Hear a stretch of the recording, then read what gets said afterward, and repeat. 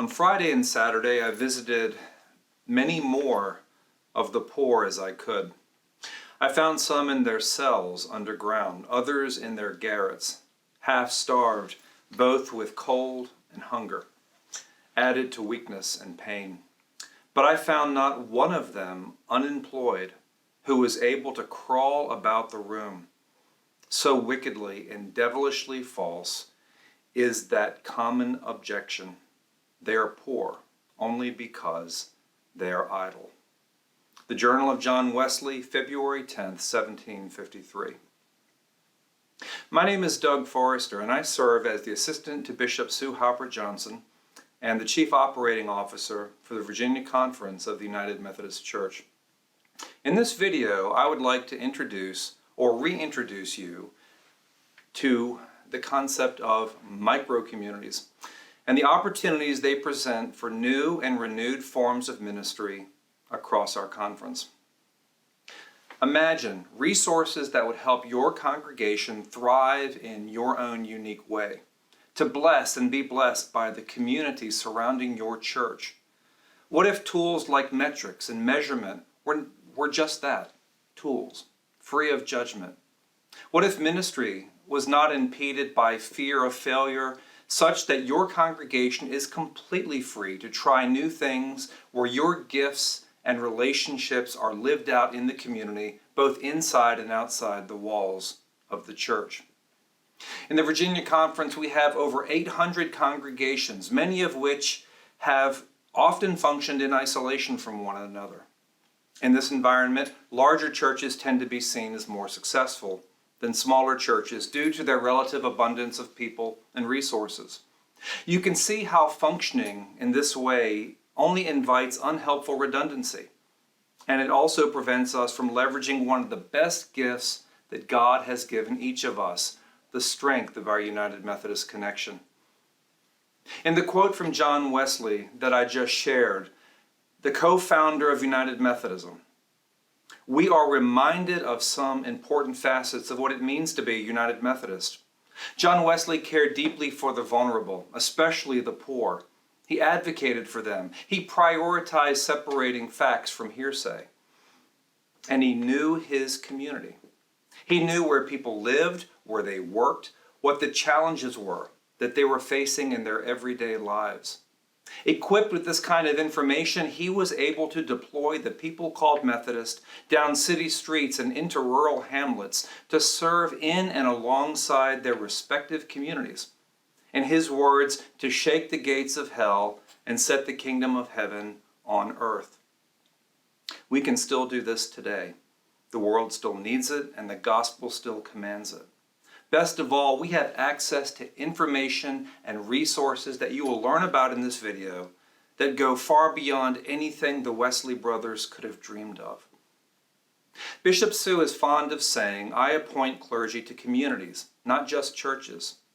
One of the reasons she says this is because she knows that the communities to which she is appointing clergy are already blessed with United Methodist congregations and their laity who are placed in those communities by God, who makes streams in the desert and promises each of us, our churches and their communities, a future with hope. Micro-communities are simply a way of thinking about ministry in ways that are organized around connecting people to God and one another, that put to work the God-given resources that already reside in each and every one of us, and that puts to work this marvelous United Methodist connection so that no one, no Christian disciple, no congregation, no community ever stands alone. In 1 Corinthians 12, the Apostle Paul gives us an image for this. He calls it the body of Christ. Each part is vital, and each part only works inasmuch as it is part of the whole, with each part working together. On behalf of the cabinet and the staff of the Virginia Conference, I can tell you we are excited about what the future holds for the glory of God in Jesus Christ.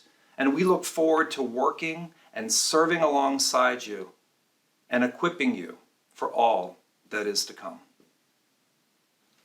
Hello, Virginia Conference. Welcome to this time. We're talking about micro-communities. And right off the bat, I want to give a thanks to Doug. Doug's reminding us that we as United Methodists have always been about God's love for people, especially those people who are in greatest need and have the least support. We, each and all of us, are called to make God's difference in our communities and to do that with each other. So I'm Chris McLain. I'm Director of Connectional Ministries, and I am here with Tom Nealley. He is one of the partners in a consulting group called Encourageous, and we have asked them to work with us to support our conference through their service so that we can be more faithful in how we reach out into Virginia as God's presence through United Methodism, and how we can do that in a way that's organized around people. Yeah, thank you, Chris. Appreciate that. It's been wonderful to work on this. It's very exciting, very hopeful, I think. I hope you'll feel the same when we're done. But people connected, as Chris said, is sort of what we're talking about. And I think it's what you've been talking about. You talk about being Christ in the community. You talk about community transformation, getting outside the walls of the church, connecting, asset-based community development. So you say that a lot of ways.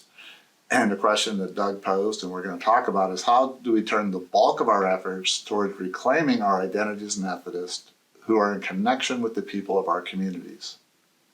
You may say, well, how many people is that? I don't know if you know this. In Virginia, the conference area, 8.6 million people last year to grow to 8.9. That's a lot of folks. We don't normally think about our mission field in that scope, in that context. So the other thing is it's growing. So our opportunity really is we get to serve and do the work that God had us do with a very dynamic, diverse, and growing population. So you might say, well, how do we approach 160 million or 8.6 million people or 8.9? And so we kind of ran a thought experiment and using a thing called Dunbar's number. Now, Robin Dunbar is an anthropologist who studied work around people and their understanding of how they engage with one another. And he came up with this number, 150. And what it is, it's like the number of people humans have a natural capacity for, the number of relationships we are evolutionarily adapted to navigate well, and that we can meaningfully know and relate. And just to be clear, that means it's not your family. It's not your family. That's a very core group. It's not your close friends. These are more like casual friends of people. If you had something to say, they'd probably listen. And so if we use that as a basis and say that we also have in our churches 43,000, almost 40-some thousand people, in a best case scenario, if we all knew 150 different people, we would get no 6.5 million of the 6.9. That's amazing. Now, that's not always the case, but let's just say we have overlap. We know the same people, or we're not in all the right places. And if we even knew 10 to 50% of that, still 3 to 5 million people. So the point here is we already have some reach into our communities with people. So the question is, can we begin to see our congregations not as customers to come to us, but as a missional force to do the work of the church?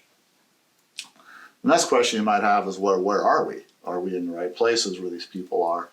So one of the ways we brought data to this whole setup is to say, well, let's do a drive time analysis. It was one of the things the bishop asked for. And so we did, within a 15-minute drive of every church, how many are we going to reach? And so you take a look at the map, it's amazing. 99.7% of Virginia is within reach. That's 8.6 million, and only 26,000 or so that aren't within a 15-minute drive. So we're already in place. We have a faithful presence. So can we see this embedded presence as a gift to be honored and mobilized? So we have this faithful presence. We have a missional force. And as Doug mentioned, we are emphasizing a culture of connectionalism. And so that means not serving in isolation. A lot of times in ministry, I have felt like we were organized as a state full of churches, and I was just one individual church in the midst of this. But we are making a push, and have been for a couple of years now, to remember that we are working together. We're a connection. And so we've started that with clusters. We've done that with guilds. And until I got into this position, I didn't realize how successful some groups have been with that. Even in the grant making process, several of you have been working together and even submitted grant applications together for very fruitful ministry. But there is still something missing here. We are this faithful presence. We are this missional force. We are beginning to work together, but we need more focus on the people of Virginia. That was the other half we said. How are we going to be this faithful presence reaching out with the people in Virginia? Yeah, so great. And this is where we really enjoy bringing some data just to help open our eyes and bring perspective we might not otherwise have. And so working, from this, I point clergy to communities, not just churches, as Bishop has said. And the question being, how can we bring the latent power that we just sort of identified into the community so it's activated? So we started saying, well, let's look at the people, right? So starting with the churches, let's start with the 8.6 million, work our way back. So we did a population analysis. And one of the critical things we did here is we built it from the bottom up. So, we could talk about 6.9 million people, but actually they live in what census calls 5,598 block groups, which are little groups of like 1,500 people. And what you may not know is there's almost anything you want to know about those people is probably available in some source. It's kind of scary, but it's true. So as we're trying to do very contextual local planning, we have this very small block we can work with, at least gives us some concepts about where we would go. Clearly the relationships are going to be more important, but that's a good starting point. We took that, we mapped the churches and clergy, so we understood kind of where are we and what sort of leadership resources do we have in place. And those are kind of quantitative things. And the qualitative side is probably more important. And we started to look at how do people actually live and move? What are the economic ties? What are the cultural identities? What are the social ways of seeing things? Who do they relate with? How do communities actually function? And sometimes they function outside of our normal political lines of counties and cities and even districts. Who knew? But the first part was taking all this research that's available out there, whether it be qualitative or quantitative, and using AI to assist, we were able to identify what we call natural communities. All this sort of different data. So let me give you a quick picture of what it looks like when we start doing this. Like here's a Virginia conference in block groups. The smaller, there are around 1,500 people, so the smaller ones are more dense, and the bigger ones are more rural, more spread out. And the color is where the growth is going to be. The darker greens being like 6%, and the lighter ones, probably no growth. But you can see it's fairly well dispersed even around our state, but it's a lot different than a county map, for example. And that's why we do that. So now that we understand where they are and where the growth is going to be, how do they move within that context? And that's where we brought this tons of disparate data together to help us see that. And so the answer is that when you look at that, the people live and move in 46 what we call natural micro-communities. And a micro-community is, again, where do people share social, cultural, infrastructural, and economic connection. So it's all about connection. So the 46 natural micro-communities, and here they are in a map.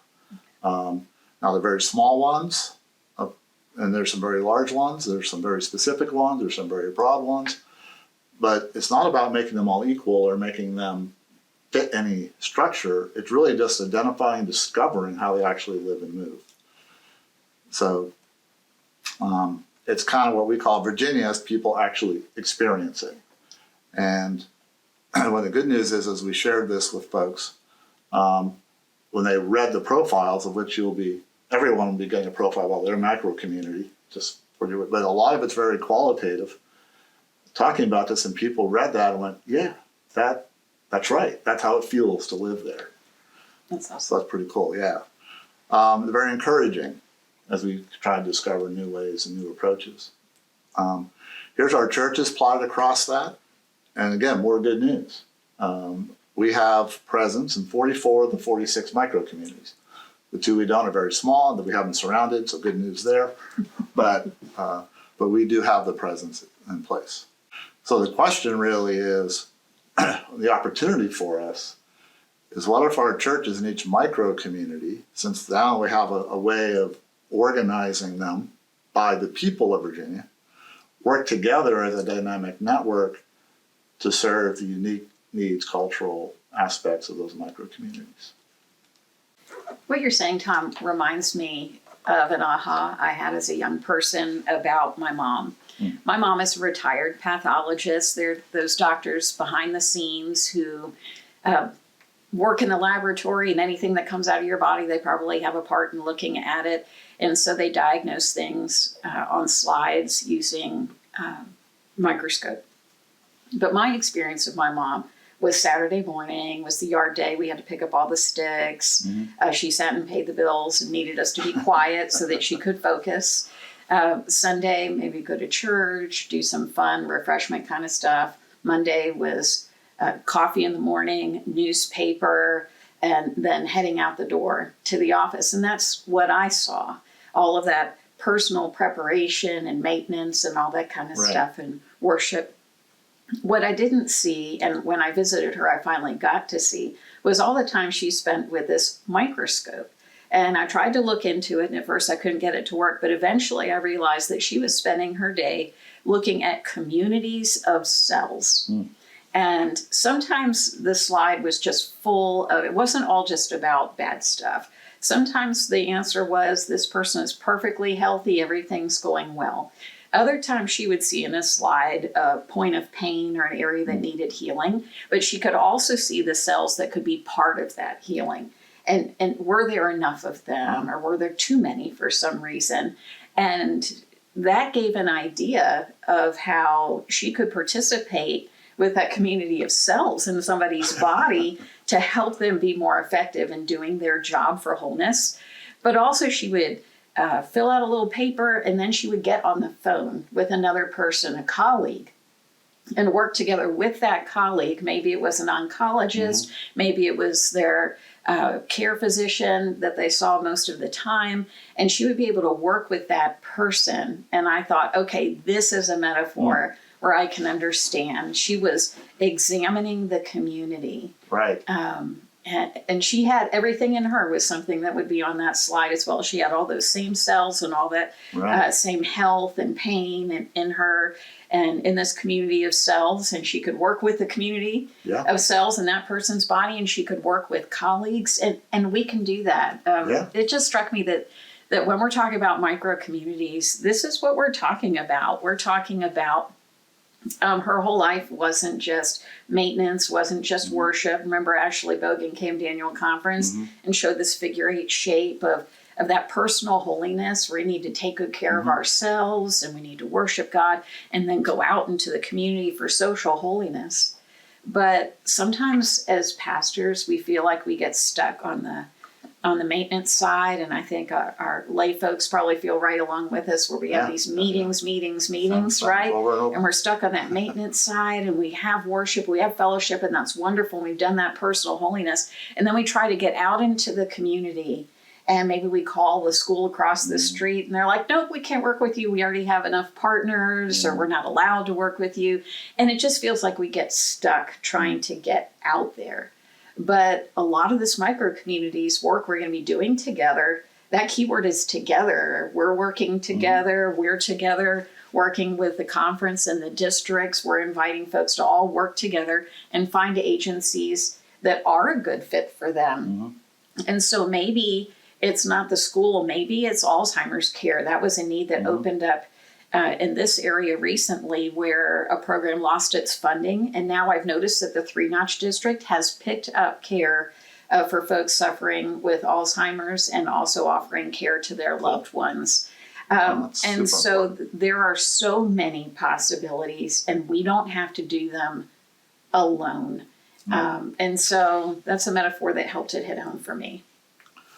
Well, I think that's a great metaphor, because what I really like about it is that focus. Like, I can look closely in, but then I can come back out, in, out, in, out. And it sort of reminds me of, some of the implications this micro communities might have on how we think and how we are together. One of those particular is what we measure, right? We're not going to be able to change if we keep measuring the same thing. And so what you just talked about, like when your mom was on the weekends, I mean, that's like worship attendance and how's our building doing and do we have enough money to do what we want to do? But when she brought it out into the larger place, the real issue there wasn't about the cells, it was about the person, it was about the community. It's like, are they also looking and say, are we getting healthier? Because that was more about being health than it was the cells themselves, right? So how is this all working together? So I think one of the changes we might want to have to think about is how we measure if we're going to do this way. If we keep measuring the same thing, I know we're going to get the same result. So our measures must change. How do we measure not only our institutional health, but how do we measure the churches and communities flourishing together? And this can be done. So it's not impossible, especially given our block group data, given some of the technology tools that are available, and the ways to connect, and the fact that people in communities are already doing things we care about. We just need to find a way to connect with them. For us, I think, and for you and things you and I have talked about, is some of the culture changes that might need to follow. The bishop's already teed one up, the pastors assigned to congregations. So you could participate in community mission together. So secondly is measure, we have to move from measurement driving activity to mission driving measurement. And again, there's ways to do that. Right now, maybe district lines define our relationships. Well, maybe our community relationships define districts. So our loyalty becomes to our community. And districts are there to help support that work. And then we move from hierarchy of churches, which we don't like to say it's true, but I kind of think we think that way, to a network of unique communities, understanding that every church in a community, just like every person, just like every one of those cells, has something to contribute to the greater good. Right. And you're not alone. You don't have to be alone. And I think another cultural change in our measurement system really has to do is support learning. I think so many times when we think about being measured or metrics or those things, we think, oh my gosh, it's judgment. Am I going to win? Am I going to lose? Am I going to... And if we just look at that and say, no, none of us really know how to do this. We're just measuring things to learn to get better. And I think, again, that's what your mom was doing. Exactly. Right? Exactly. Understand, let's try this, we'll try that, we'll try that treatment, we'll try this, and come back, are the cells better? Not yet. So to do that, we have to know our community, have to know our congregations, and then we do need to be okay, and let's set them goals, let's try to change something, let's experiment, let's see what works, let's monitor movement, because it's really about movement towards the kingdom of God, not fixing things. I think that's always a challenge. So, the work we did, we just kind of were able to identify and bring some, hopefully, data perspective to this. And I want to say something very clear about data. Data doesn't give the answer. It's a seat at the table that we don't normally invite enough to help us see something we can't otherwise see. It can help make the invisible visible. And that's super important, I think, for the vision we have and where we're headed. But at the end of the day, it's about people connected. Can we mobilize our faithful presence using this culture of connection we were just talking about? Can we build on these micro communities as a way to organize ourselves? And then can we really adopt this idea of no failures, only learning as we do it together? Exactly. So when we say micro community, we mean that we are Faithful United Methodist presence, that data can help us, and we can zoom in and out that block group, all the way to that micro community. And we can partner in that micro community with other agencies, with some of our extension ministries, our campus ministries, other churches. That measurement can be helpful, not frightening. It needs to be, yes. And that some of the benefits are going to be that we get to honor the gifts in us individually, in our various ministries all around, that we are not alone. I hope we all know that. We are not alone in ministry. We get to figure it out together, and it helps to invite data to the table. Absolutely. This all sounds really hopeful. I'm very encouraged, being a longtime Methodist, really caring about the mission and who we are and what we're trying to get done. Initially it was like, wow, this is big, but more hopeful than ever. It's going to take some work, to be fair, but that is our call. Thanks, Tom. You're Thanks welcome. for sitting with us.